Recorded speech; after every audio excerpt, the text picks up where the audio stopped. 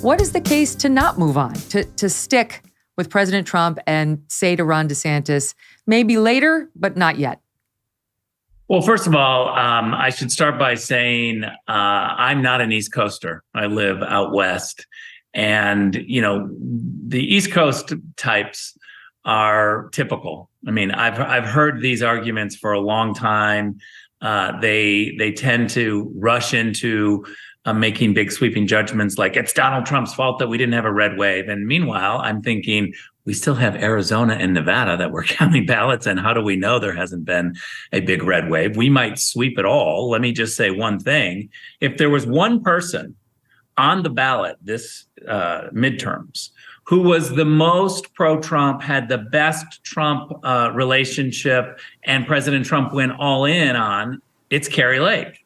And yes, the agreed. fact of the matter is Kari Lake is a rock star nationally. Kari Lake is solidly pro-Trump, and Kari Lake is going to be the governor. I can tell you, I've dug into these numbers. I've been working in Arizona and Nevada. She is going to be the governor of Arizona. And also, I'll add this before I give you my opinion on Trump DeSantis. President Trump picked Ted Budd, J.D. Vance, Adam Laxalt, and one more. Oz? And Herschel? no, one more that's going to win, that could win. Blake Masters in Arizona, right? Okay. So Herschel President Walker Trump could win. picked all of these people in the primary when they were not ahead and they didn't have the most money. All of them are either on the cusp of winning or already won. So let's just say that Blake Masters and Adam Laxalt win. Donald Trump will be able to say, I picked people in the primary that ultimately gave the Senate to the Republicans. We know the House is going to Republicans. Only on the East Coast is this idea that the Republicans win the House and the Senate, and yet somehow they're all disappointed because they didn't get loss. Their neighborhood picks, which, let's be honest, Megyn, you know this to be true.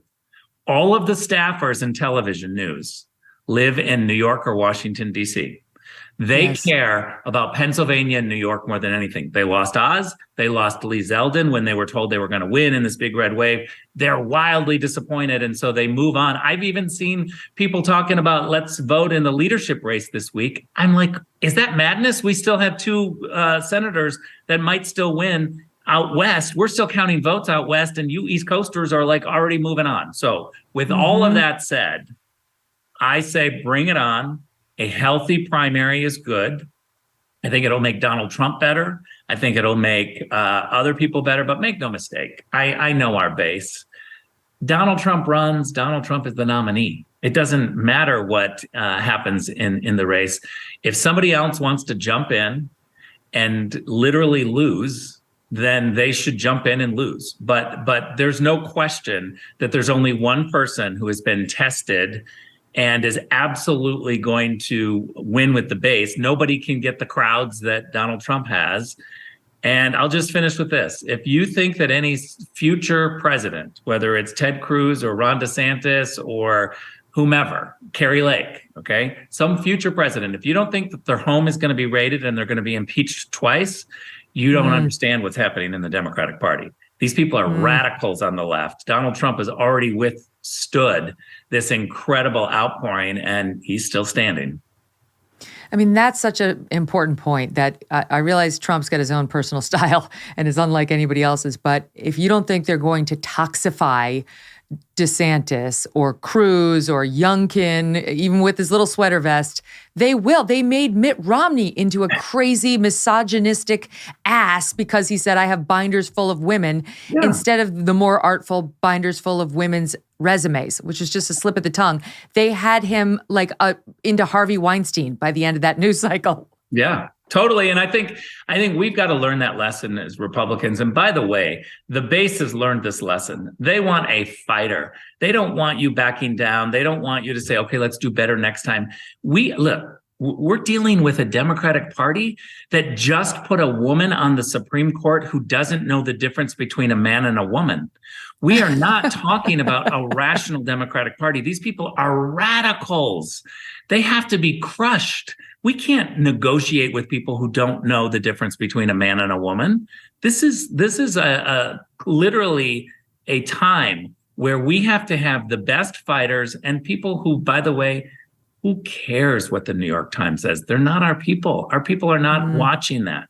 So why are we going to sit around with a bunch of bedwetters and saying, oh, we got to have somebody who's gentler and nicer?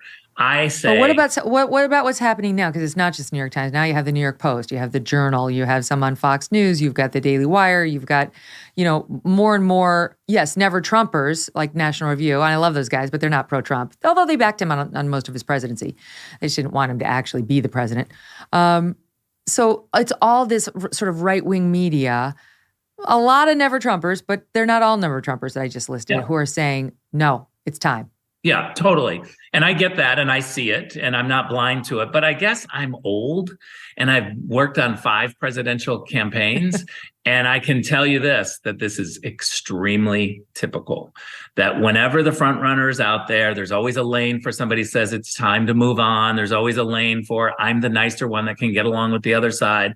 Look, I think that is a worthy review, right? We should have somebody come up and say, I can get along with the other side, and let's look at it. Let's review it and let's look at that person and decide. I'm just telling you that I'm a person who's not part of the East Coast elite. You could argue I'm part of the West Coast elite, but I try not to be. I'm pretty. I grew up middle class, maybe lower middle class. I really identify with regular people. As you know, I'm gay. I feel like I'm already an outsider in many ways in the Republican Party. I got to be careful with who I offend so that I can still maintain credibility inside. So I feel like I'm a scrappy fighter from the outside. And I know these people. And I'll say this, I have waited for a very long time to have a Republican Party that has first and second generation Americans and working class people as the core. You go to any Trump rally, you go anywhere, and we've got first and second generation Americans fighting hard, saying this country's going down the wrong path, and Donald Trump is the fighter that we need, and the media is all corrupt. And then you've got working class people who have always voted Democrat, and now they're coming around and voting with Donald Trump. Now we've got Hispanics. I fear that if we go the way of the National Review or some of these other never Trump type publications, that they're going to try to put us into the party that is more like for the rich white guy. And I don't want that party. I want the party to be, a real They call it country club Republicans. Yeah. No, wait, let me jump in because I want to ask you about this. I've been dying to raise this. I'll say this. Okay, quick, because we have a Veterans Day tribute that we have to get to too. It's a real hard transition because you lose the corporate money when you do that. And therefore, we're at an odd on some of these campaigns. It's going to take us a little while. Can I ask you quickly? There are reports that donors are pulling out of Trump, in the campaign like crazy, that they're all going to back DeSantis and he's not going to have any money.